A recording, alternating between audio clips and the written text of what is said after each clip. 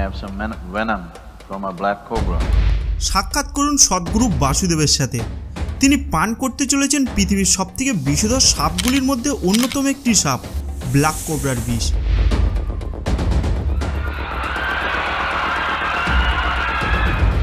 সাপের বিষ যে কতটা মারাত্মক হতে পারে তা আলাদা করে বলে বোঝাতে লাগে না। একটি সাপের কামড়ে একজন মানুষ খুব অল্প সময়েই মারা যেতে পারে, কিন্তু আপনাকে যদি এখন বলা হয় যে পৃথিবীতে এমন কিছু মানুষ আছেন যারা সাপের বিষ পান করে দিব্যি বেঁচে আছেন, তাহলে আপনি কি আমার কথা বিশ্বাস করবেন? জানি আপনার উত্তর অবশ্যই না হবে, কিন্তু আমি ভিডিওর প্রথমেই দেখিয়ে দিয়েছি যে সদ্গুরু বাসুদেব ব্ল্যাক কোবরার বিষ পান করতে চলেছেন। তবে ভিডিওটি দেখার সাথে সাথেই হয়তো আপনার মনে এই বিষয়টির সত্যতা নিয়ে নানান প্রশ্ন উঠেছে, আর প্রশ্ন ওঠাটাই স্বাভাবিক। তবে এ নিয়ে আপনাকে বেশি চিন্তা করতে হবে না, কারণ সাপের বিষ পান করে বেঁচে থাকা যায় কি না এই প্রশ্নের উত্তর আপনারা এই ভিডিওর মধ্যেই পেয়ে যাবেন। তবে হ্যাঁ, তার আগে কিছু বিষাক্ত সাপ এবং তাদের বিষের প্রভাব সম্পর্কে একটু জেনে নেওয়া দরকার। আপনাদের মধ্যে হয়তো অনেকেই জানেন না যে পৃথিবীতে যত প্রজাতির সাপ আছে তাদের মধ্যে মাত্র ৬০০টি প্রজাতির সাপই কিন্তু বিষাক্ত প্রজাতির সাপ হিসেবে পরিচিত। এদের মধ্যে কিছু উল্লেখযোগ্য প্রজাতির সাপ হলো কোবরা, তাইপান, ব্ল্যাক মাম্বা ইত্যাদি।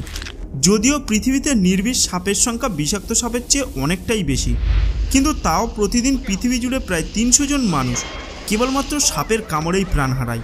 আর তার চেয়েও অবাক করার মতো বিষয় হলো মাত্র ৭ মিলিমিটার সাপের বিষ একজন মানুষকে প্রাণে মারার জন্য যথেষ্ট। অর্থাৎ মাত্র ১ ফোঁটা সাপের বিষ যদি কোনোভাবে আপনার শরীরে প্রবেশ করে যায় তাহলে আপনি মারা যেতে পারেন। তবে এখানে একটি কথা অবশ্যই বলে রাখা দরকার যে সাপের কামড়ে সবচেয়ে বেশি মৃত্যু উপযুক্ত সময়ে চিকিৎসা না পাওয়ার জন্যই হয়ে থাকে।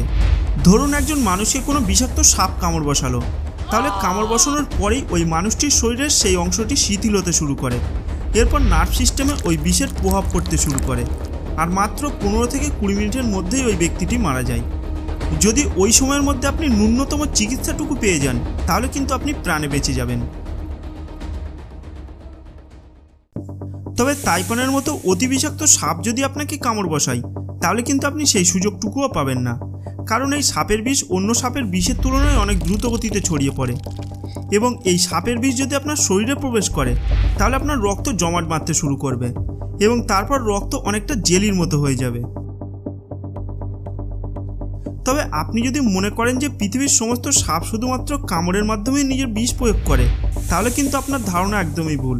কারণ স্পিটিং কোবরার মতো কিছু সাপ প্রায় ৩ মিটার দূর থেকেই আপনার শরীরে নিজেদের বিষ ছুড়ে দিতে পারে। তবে স্পিটিং কোবরার বিষ আপনার ত্বকে বড়জোর ঘায়ের মতো অ্যালার্জির সৃষ্টি করতে পারে। এদের বিষে প্রাণহানির সম্ভাবনা প্রায় নেই বললেই চলে। এবার আসা যাক আমাদের মূল আলোচনায়। এ কথা আমরা সকলেই জানি যে সাপের বিষ পৃথিবীর মাত্র কয়েকটি প্রাণীকে ছেড়ে সমস্ত প্রাণীকেই মেরে ফেলতে পারে। যেমন ধরুন ঘোড়া, হানিবাজার। হানিবাজার আয়তনের দিক থেকে একটি ছোটোখাটো প্রাণী হওয়ার সত্ত্বেও এরা কিন্তু পৃথিবীর কোনো প্রাণীকেই ভয় পায় না। আসলে এমন অনেক ঘটনা দেখা গেছে যেখানে একটি হানিবাজার বাঘ এবং সিংহের মতো বড় আয়তনের প্রাণীকেও আক্রমণ করতে পিছপা হয়নি। আপনি জানলে অবাক হবেন যে এই হানিবাজারের সবচেয়ে প্রিয় খাদ্য হলো সাপ, এবং এরা যে কোনো বিষাক্ত সাপকে নিজের খাদ্য বানিয়ে নিতে পারে। আসলে প্রকৃতি এদেরকে এমন কিছু ক্ষমতা দিয়েছে যার প্রভাবে এরা বিষাক্ত সাপ খেয়ে নিলেও সেই সাপের বিষের প্রভাব এদের উপর পড়ে না। তাই বলে এটা মনে করবেন না যে এমন ক্ষমতা মানুষেরও আছে, কিন্তু এর সত্ত্বেও এই ভিডিওতে আমরা পরিষ্কার দেখতে পাচ্ছি যে সদ্গুরু সাপের বিষ পান করে দিব্যি সুস্থ আছে। আসলে সাপের বিষ মুখে নেওয়া মাত্রই যে আপনার মৃত্যু হবে এমনটা কিন্তু নয়। সাপের বিষ প্রোটিন দিয়ে তৈরি, এবং এটি যখন পাকস্থলীতে গিয়ে হজম হয়ে যায় তখনই এটি ক্ষতিকারক হয়ে উঠতে পারে। তাই তো আমরা বিভিন্ন মুভিতে এমন অনেক দৃশ্য দেখে থাকি যেখানে দেখানো হয় যে একজন সাপের কামড় খাওয়া ব্যক্তির ক্ষতস্থানটি থেকে অন্য একজন ব্যক্তি নিজের মুখে করেই বিষ বের করে দিচ্ছে, এবং এরপর দুজনেই সম্পূর্ণ সুস্থ হয়ে যাচ্ছে। এখন আপনি এটা ভাবতেই পারেন যে তাহলে কি সাপের বিষ মুখে নিলে কিছুই হয় না যতক্ষণ না ওই বিষ আমাদের পেটে যাচ্ছে?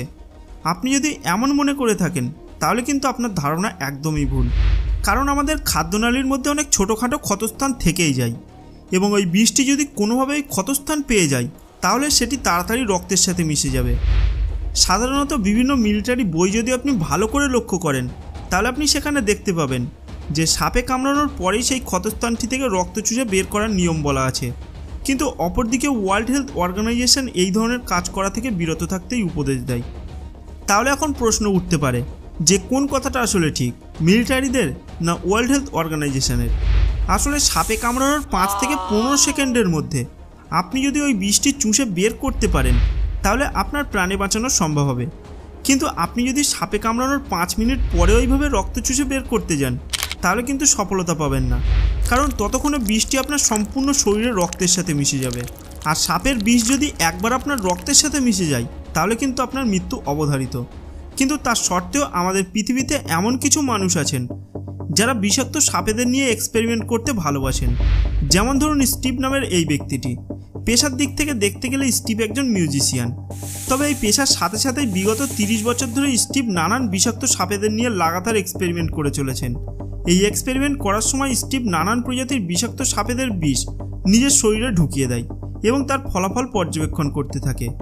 একবার এরকমই একটি পরীক্ষা করতে গিয়ে বিষের ওভারডোজের কারণে স্টিভের একটি হাত অকেজ হয়ে গিয়েছিল, কিন্তু এর পরেও স্টিভ থেমে থাকেনি।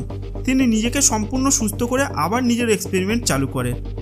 1988 সাল থেকে এইভাবে বিষাক্ত সাপেদের বিষ নিজের শরীরে ইনজেক্ট করে স্টিভ নিজের ইমিউনিটি সিস্টেমকে এতটাই স্ট্রং করে তুলেছে যে বর্তমানে পৃথিবীর যে কোনো বিষাক্ত সাপের বিষ স্টিভের শরীরে কোনো প্রভাব ফেলতে পারে না। তবে এখানে আরেকটি কথা আপনাদের জানিয়ে রাখা ভালো যে স্টিভের এই এক্সপেরিমেন্ট অদ্ভুত হলেও এর ফলাফল কিন্তু সুদূরপ্রসারী, কারণ বর্তমানে কোপেনহেগেনের একদল বিজ্ঞানী স্টিভের রক্তের উপর পরীক্ষা করে চলেছেন। তারা মনে করছেন যে স্টিভের এই স্ট্রং ইমিউনিটিকে সঠিকভাবে কাজে লাগিয়ে তারা অনেকটাই উন্নত মানের অ্যান্টিভেনাম আবিষ্কার করতে পারবেন। আপনারা হয়তো জানেন যে পৃথিবীর যাবতীয় অ্যান্টিভেনাম মূলত ঘোড়ার রক্ত দিয়েই তৈরি হয়, তবে এই অ্যান্টিভেনাম তৈরি করতে গিয়ে অনেক ঘোড়ার জীবনেই বিপন্ন হয়।